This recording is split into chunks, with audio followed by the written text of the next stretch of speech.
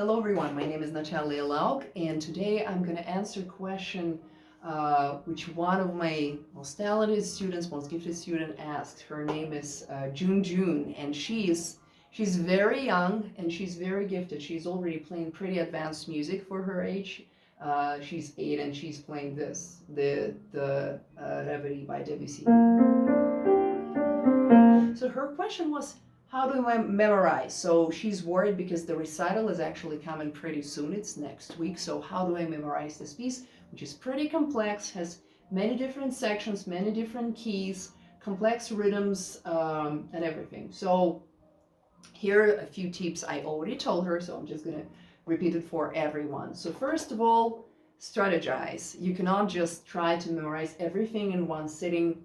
Take chunks of the piece and start working from the back. It's very successful strategy. So basically divide your piece in little sections and work from the back towards the beginning, and adding up like 4 measures, 2 measures, and know where each of your sections start. And let's say if your memory for some reason slips and fails you like one section, then you can go to the next one, and probably like very few people notice, well, including your teacher will notice and say like, no, I'm just kidding. She's not, or he's not going to say that. They say, good job. So my suggestion for this piece, just start from the back, starting from measure, for example, 96, last 6 measures like this. 1, 2, 3, 4, 1, 2, 3, 4, 1, 2, 3, 4, and 1 and 2 and 1 and 2 and 3 and 4 and 1, 2, 3, 4. Now you can feel already, if you memorize that, you can already feel accomplished. I memorized the piece. I memorized the ending of the piece. Now let's analyze how this section starts, right? So what do you have between left and right hand? You kind of have G minor chord, but with A pedal down here, right? So think G minor with A, and then the next chord is actually A major, right? So you have G, A major, back to G minor, A major, and then actually your bass moves, right? So you have, and the next,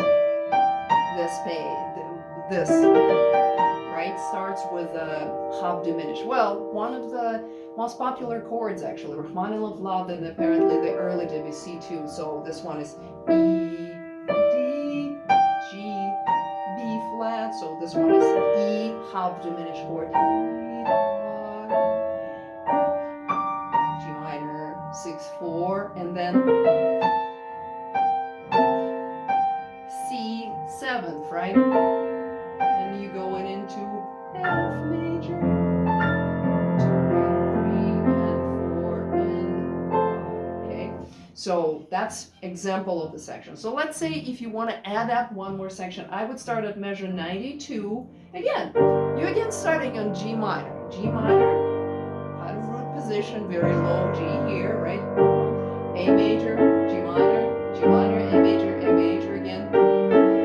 G minor, A major, and going into D minor, and now you can add up the next section.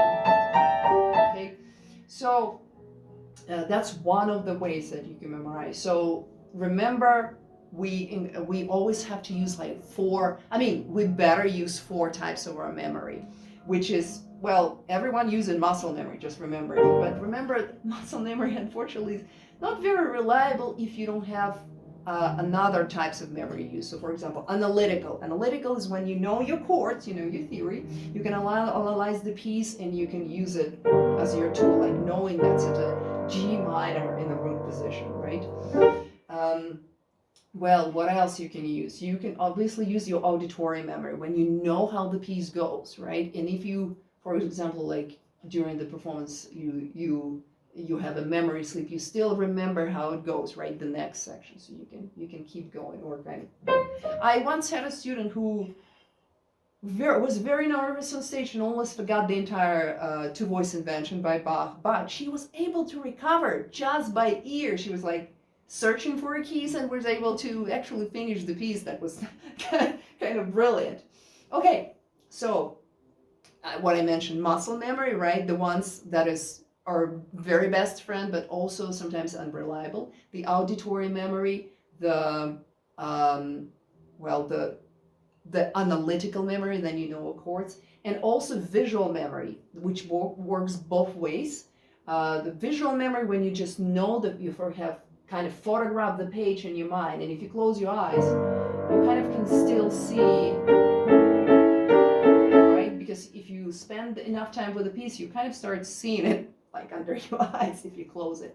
And sometimes if you have a distraction on stage performing, sometimes closing, I mean, it's not the best strategy, but sometimes closing eyes and bringing like it's going to bring out your muscle memory.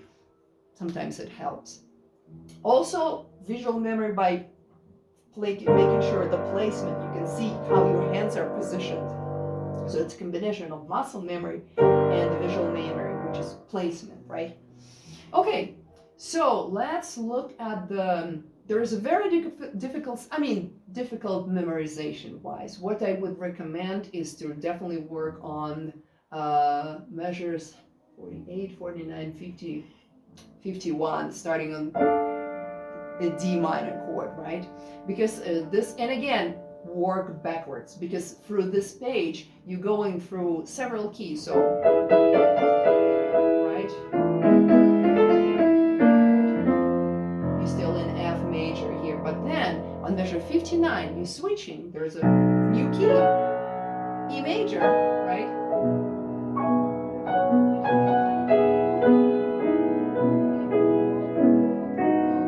Let's analyze this, but let's first actually start by dividing this into several smaller sections. So the first section I would propose you start working is 71. So it's almost it's a G major chord, but it's G major 9th because of the A here.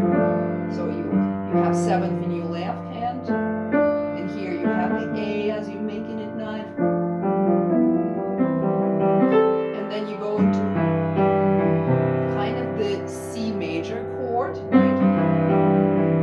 But then you have A again on top, again, same thing.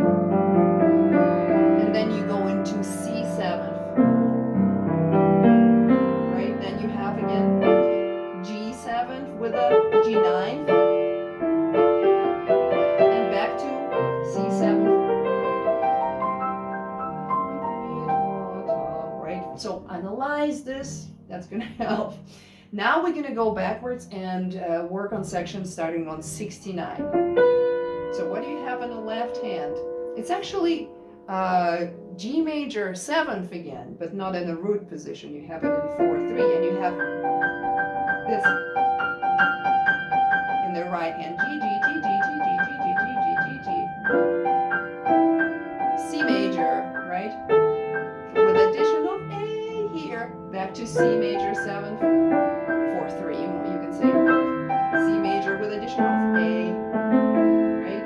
And then you go into, so you can see that actually Debussy doesn't use multiple chords. Not always, but in this case it's pretty easy, like G major, C major, G major, C major, with some variations like 7-4-9.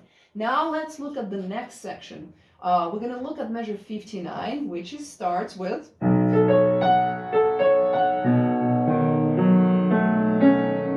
this is actually B chord, but it's a B9 because you have, and on top of that you have additional C sharp, right? And you also, it's pianissimo, so B9 going into,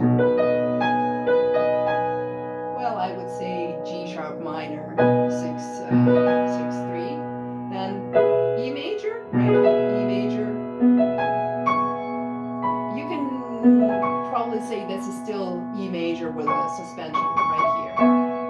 Okay, and that repeats several times. So B9, E major, kind of still E major with all those additional suspensions. Back to this one.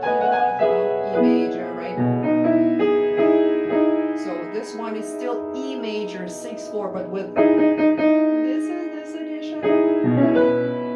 Now you have what? You have C sharp minor 7th, right?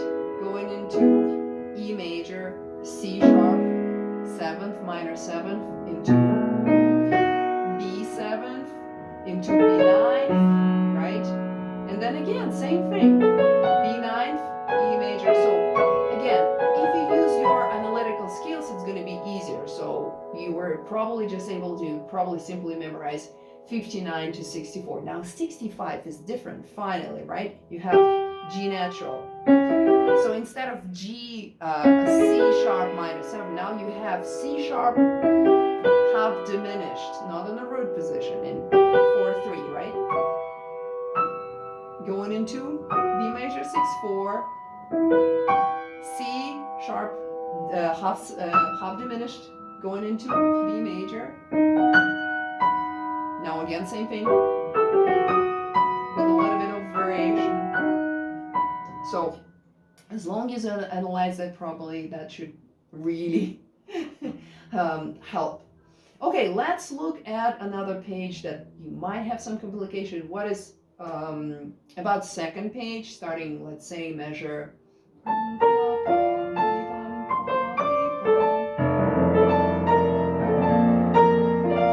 If you say you start at measure 23, what is that? B flat chord.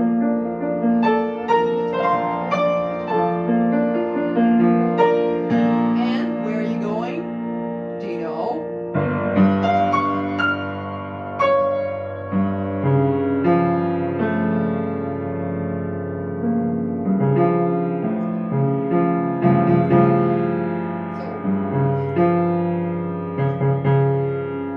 This chord, right?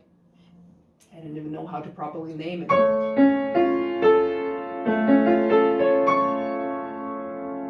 Well, that's supposed to be actually. Give me just a second. I'll figure that out.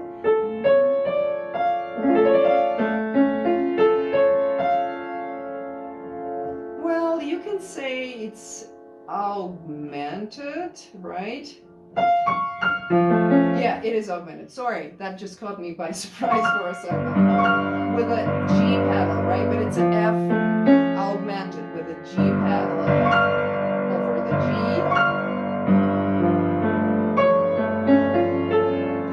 So, sorry, evening. That took me a while. What chord is that? It was just augmented with a G right here. So when it repeats twice, and then you go into the G9. So Debussy love using C major. Obviously, always pay more attention to all the places that look complicated. If it looks complicated, it's probably going to be harder for a brain to understand and comprehend and to memorize. So go first to those places.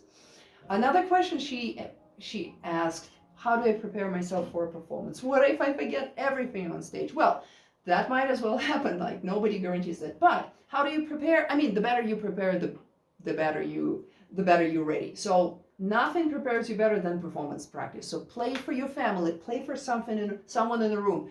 Call someone over Zoom and play for them. Record yourself multiple times and check with the score. Listen and check with the score. Like, mark things, because you will be surprised how many wrong things you're going to learn if you don't keep checking with the score. So those are main strategies for memorizing pieces. So go backwards, analyze your chords, know your placement, practice your performance. Practice your actual performance, like performing for the people. Use every opportunity. Play for your little brother. Play for your parents, and realize they actively listen. They're not supposed to be like wandering around the room. They're supposed to be actively listen, because that's change our perspective, our perception about how we perceive our performance, because that's what gets us nervous, people listening. Well, good luck, and I'm really looking forward to hear you playing this piece.